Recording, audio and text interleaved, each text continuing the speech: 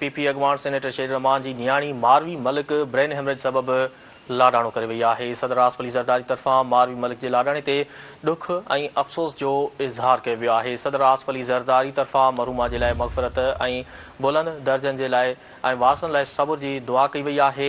शाज़िया मरी तरफ़ां सेनेटर शेर रहमान जी नियाणी जे लाडाणे ते गहरे ॾुख ऐं अफ़सोस जो इज़हार कयो वियो आहे।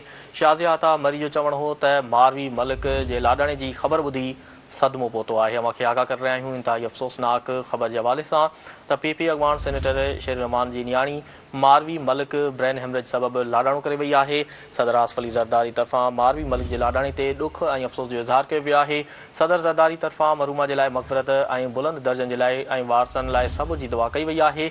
शाज़िया मरी तरफ़ां सेनेटर शेर रहमान जी नियाणी जे लाडाणे ते गहरे ॾुख ऐं अफ़सोस जो इज़हार कयो वियो आहे। शाज़िया मरी जो चवणो त मारवी मलिक जे लाडाणे जी ख़बर ॿुधी सदमो पहुतो आहे।